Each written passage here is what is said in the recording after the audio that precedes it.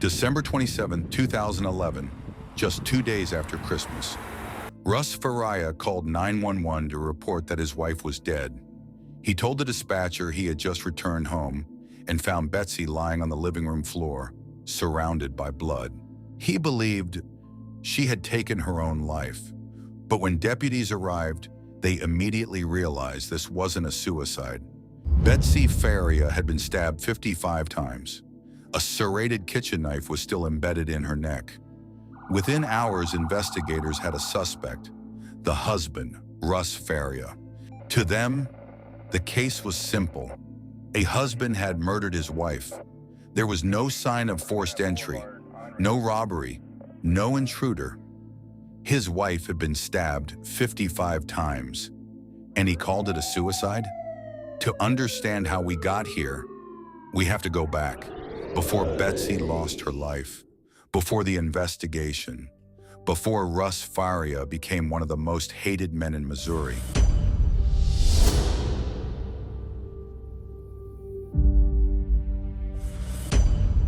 Betsy Faria was a simple wife, a mother, a friend. She lived in the small city of Troy, Missouri, where friends remembered her as warm, kind, and deeply devoted to the people she loved.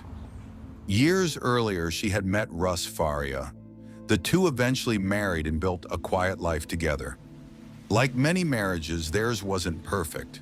They argued, they disagreed, but nothing suggested their story would one day become national news. Then in 2010, Betsy was diagnosed with breast cancer. At first, there was hope. Treatment began immediately.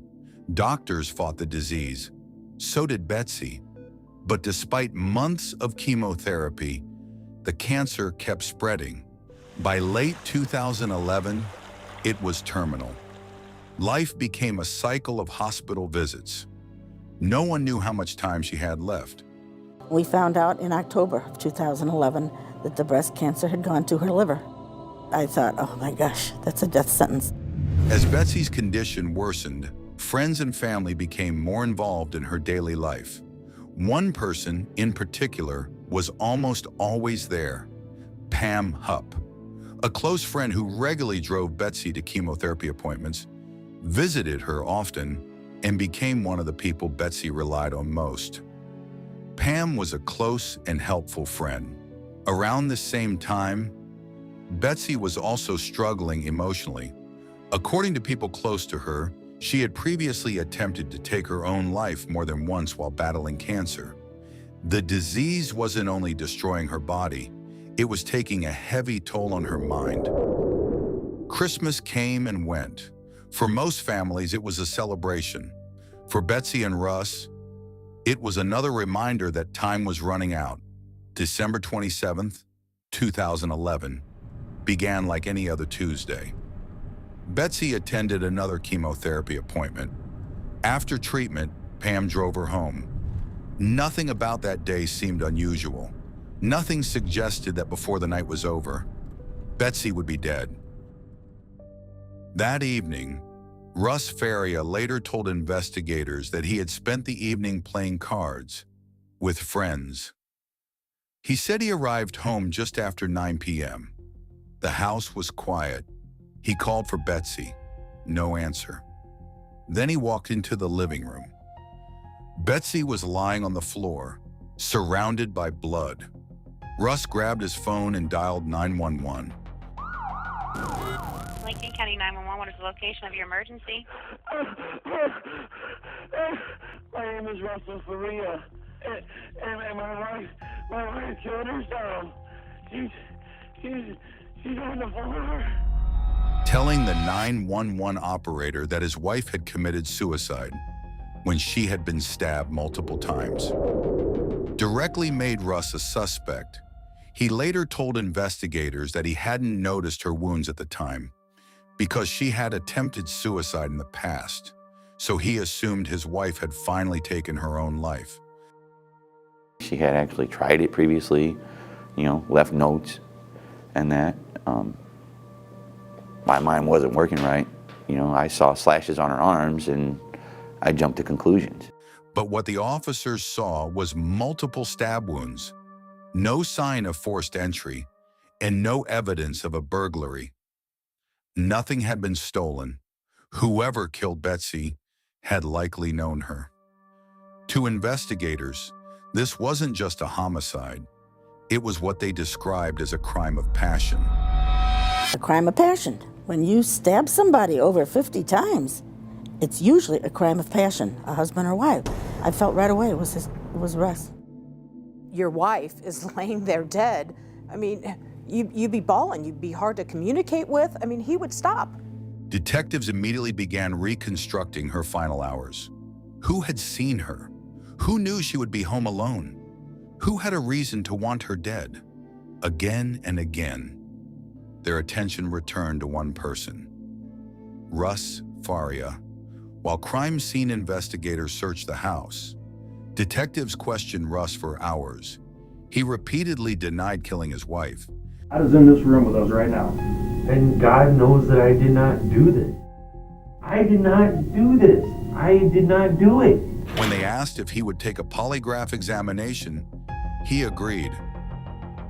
Did you kill Betsy? No, I didn't. You know, I loved her. I would never and could never do anything like that to anybody, let alone somebody that I love. You know, I loved her. I love her still. You know, I didn't kill her. They searched the home, collected clothing, checked drain pipes for a sign of shower or a cleanup. Anything that might connect Russ to the murder. Detectives were no longer searching for an unknown killer. They had already found him. Now, they just needed to prove it. Then, they turned to motive. The investigation moved quickly. Just 8 days after Betsy's murder, Russ Faria was arrested. He was charged with first-degree murder. To investigators, the pieces fit. A husband, a dying wife, a violent crime inside the family home. No unknown suspect. Now they needed to convince a jury. Detectives continued building their case. They examined Russ's marriage, his finances, his movements. They interviewed friends, neighbors, family members. Then they spoke to someone who would have a profound impact on the investigation. Pam Hupp, Betsy's closest friend. Pam painted a disturbing picture of the marriage. She said Betsy had been afraid of Russ. He'd start playing this game of putting a pillow over her face to see what it would feel like. I don't know if she said, this is what it's going to feel like when you die or whatever, and then act like he was kidding. Pam further guided the police to a document on Betsy's laptop. She told the detectives that Russ often talked about Betsy's life insurance. Whether those allegations were true wasn't the question investigators were asking. To them, they simply reinforced what they already knew, that Russ had a motive. Then came the forensic evidence. Among the items collected was a pair of Russ's slippers. Testing revealed traces of Betsy's blood. Another piece that appeared to place him at the center of the crime. Investigators also documented blood elsewhere inside the home, adding to what was an overwhelming case. How do you explain bloody slippers? Well, judging by the way that they looked, you know, it appeared to me that they looked like they were dipped. I hadn't even been wearing my slippers. And then I'm told that they were in my closet, which I never put them in my closet. After reviewing the case, the prosecutors believed they had everything they needed, and the case was ready for trial. By November 2013, Russ Faria stood trial for his wife's murder. The prosecution presented the case as straightforward. Betsy was terminally ill, and she had been murdered inside her own home. Her husband had reported it as a suicide. To prosecutors, that wasn't an innocent mistake. It was the first step in covering up a murder.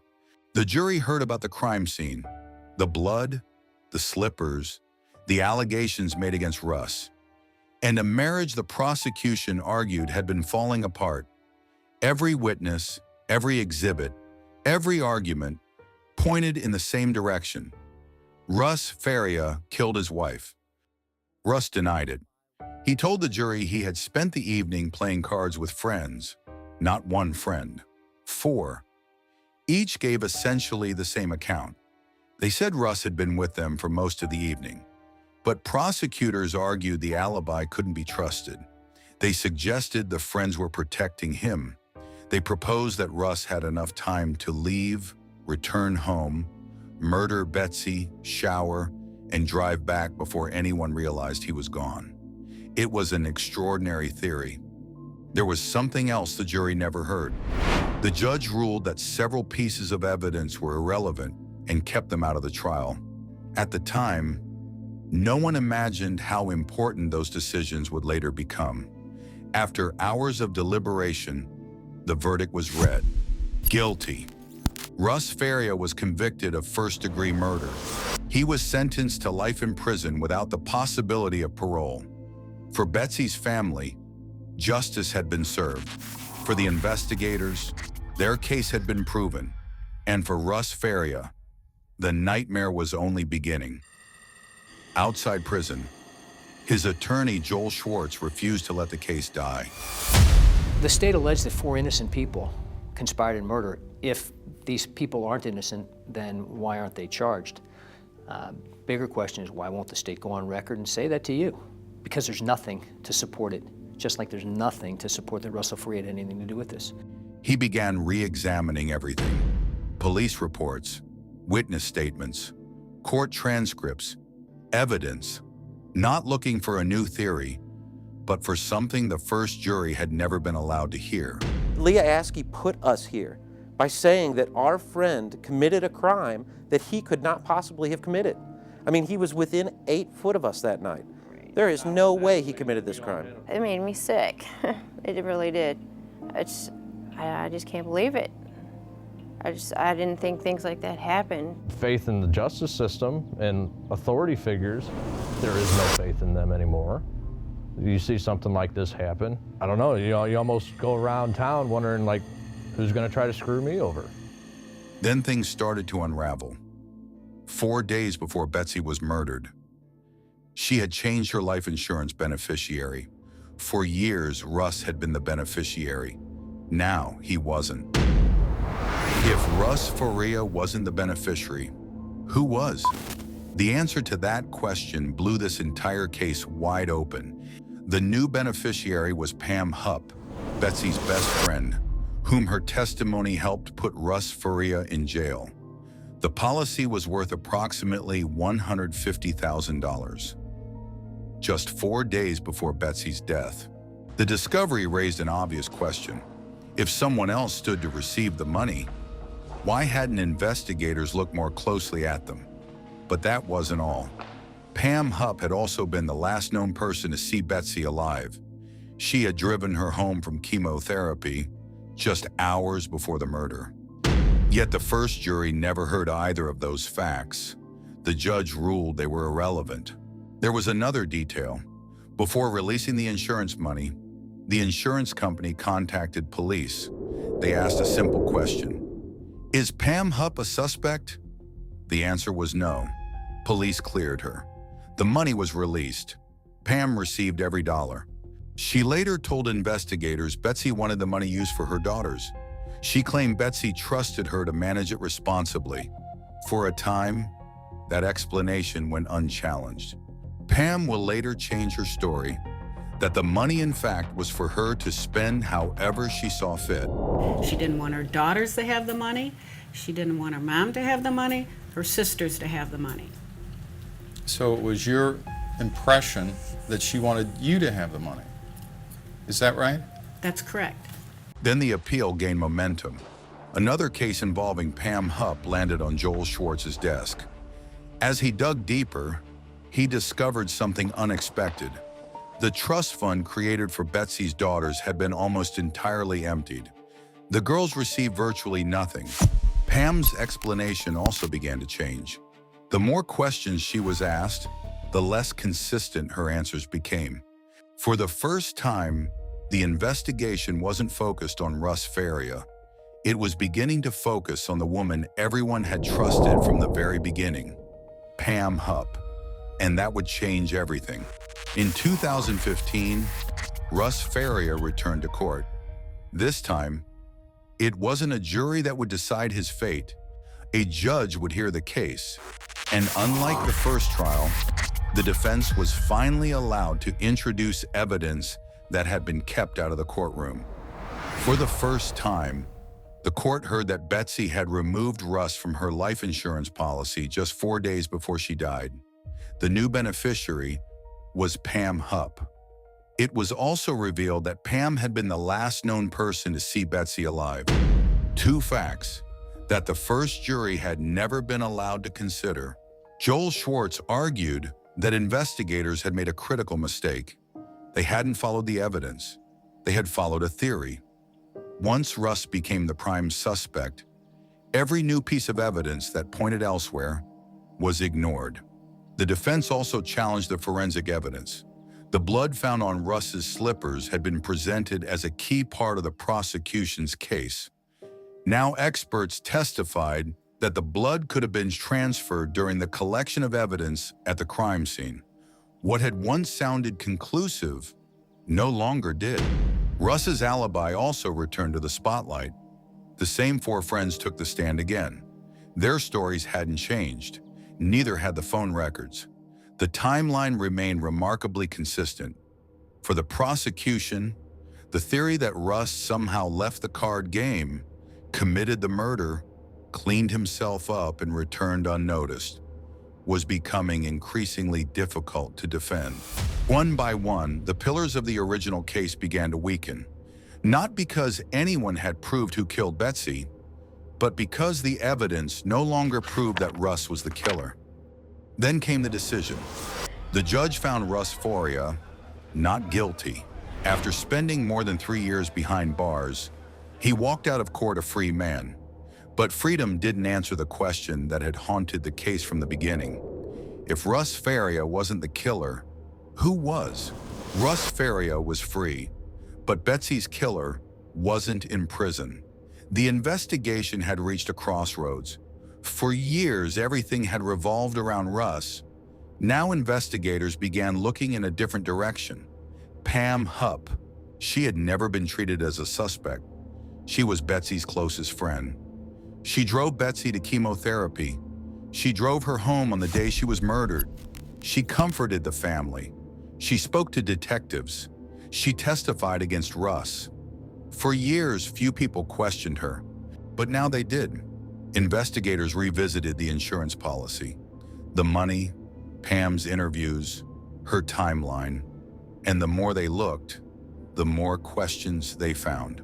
Pam had told the investigators that the money from the insurance was for Betsy's daughters, and that she had created a trust fund for the money. And then the investigators found something shocking. The trust fund created for Betsy's daughters had been emptied in a matter of days after Russ had been sentenced. The girls received nothing. You forget you had memory problems? No, I didn't feel like I had memory problems when he was asking it. But you do now? Do I what? You think you have memory problems now? Well, I don't know. We just started. There was another problem. Pam had always maintained she left Betsy's house shortly after dropping her off. But investigators began comparing witness statements, phone records, and timelines. Small inconsistencies started appearing. On their own, they meant very little. Together, they painted a very different picture. The woman who had helped build the case against Russ was now becoming the focus of the investigation.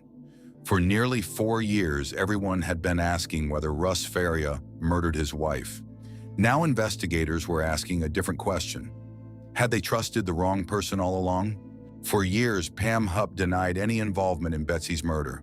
Despite growing suspicion, she remained free. Then, in August 2016, another 911 call changed everything.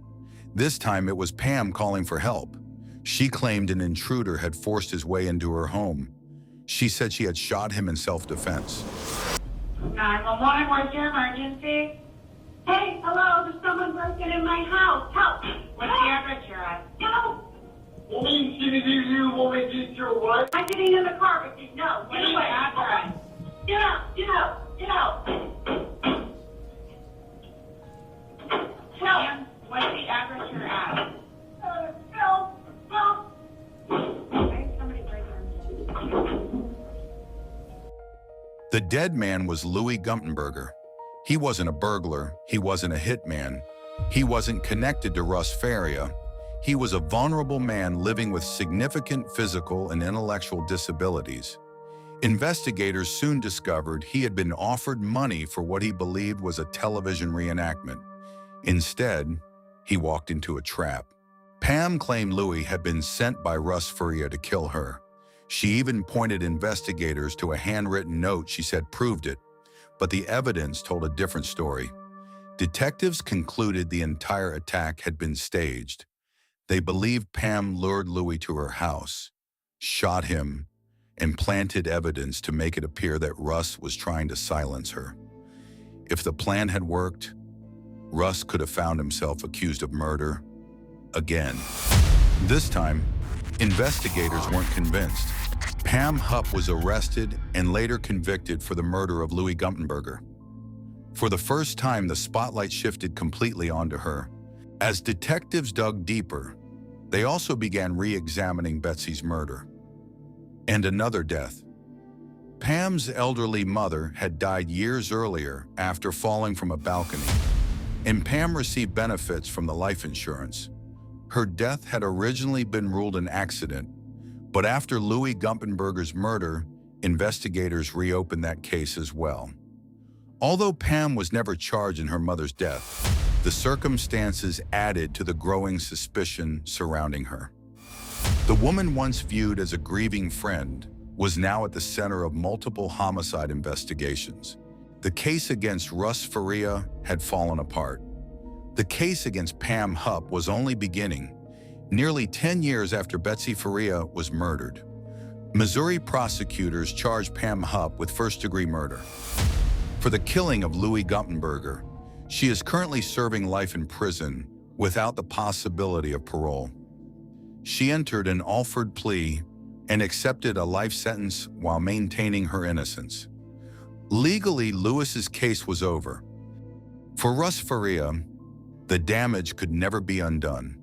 He had lost his wife, more than 3 years of his freedom, his reputation, and the chance to grieve as a husband instead of defending himself as a murderer. Russ and his attorney, Joel Schwartz, later filed a civil rights lawsuit against those involved in the wrongful prosecution. Missouri eventually agreed to pay Russ a multi-million-dollar settlement. It wasn't justice for Betsy, and it couldn't return the years taken from him, but it was an acknowledgement that the system had failed. When Russ Faria called 911 that December night, he was reporting the worst moment of his life. Within hours, he became the only suspect. Within days, he was under arrest. Within 2 years, he was serving life in prison. The evidence seemed overwhelming until it wasn't. Today, they're finally ready to talk. It was a time where I was supposed to figure out my next steps in the world, and then I got my whole world shaken up when my mom passed away, and I basically lost my father in the process. If there's something I could say to Russ, it would be, at the bottom of my heart, I am so sorry for all the things you went through. I think about her every day, you know. I'll be doing something or watching a TV show or what have you, having a conversation, and it'll bring up a memory and, oh, Betsy used to love this, or Betsy never liked that, you know. I have good memories of her, and that's what I try to dwell on when I think about her.